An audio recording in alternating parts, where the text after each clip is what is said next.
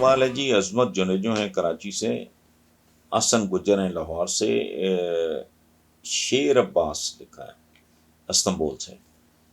Deputy speaker قومی assembly Qasim sorry کی rolling کو خلاف قانون قرار دینے اور غیر ملکی سازش کے بیانیے کو غلط قرار دینے کے سپریم کورٹ کے فیصلے پر تحریک انصاف نے شدید غصے کا اظہار کیا ہے۔ فواد چودھری اور فیاض چوہان نے نہایت سخت زبان استعمال کی ہے۔ فواد چودھری نے تو یہاں تک کہا ہے کہ ججز اور جرنیل نوکری کریں، سیاست نہ کریں۔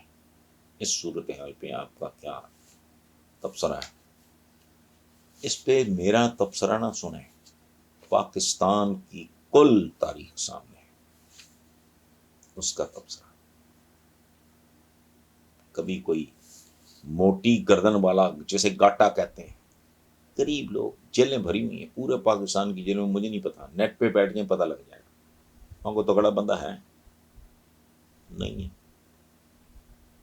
تو ہمارے ہاں دو چیزیں چلتی ہیں، میں آپ کو ایک بات بتاؤں، جسٹس ہریڈ از جسٹس بریڈ، یعنی جو جلدی میں انصاف ہو وہ انصاف کو دفن کرنے والی بات ہے،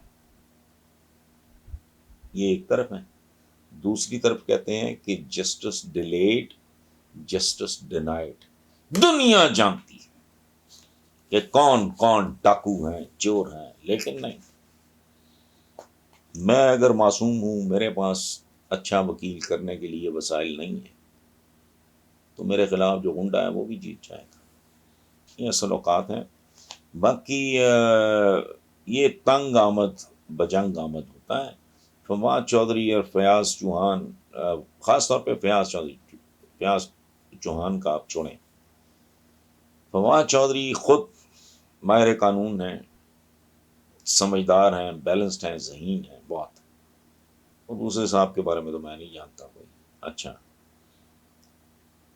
جس کا کام اسی کو ساجے والی بات ہے، لیکن پرابلم یہ ہے کہ کہا کہ ججز اور جرنیل نوکری کریں، سیاست نہ کریں۔ او بھائی، سیاست دانوں کو سیاست آتی ہے، یہ ججز تو میں نہیں کہتا، لیکن جرنیل وہ مجبوری ہے، مجبوری ہے، یہ بیچ کھائیں پورے ملک کو۔ اب نہیں، کئی سال پہلے میں نے کئی بار یہ کہا، یہ اسلامی جمہوریہ پاکستان کو پاکستان ہاؤسنگ سوسائٹی بنا کے اس کے پلاٹ بیچ دیتے، اس لیول کے تو سیاست دان ہے۔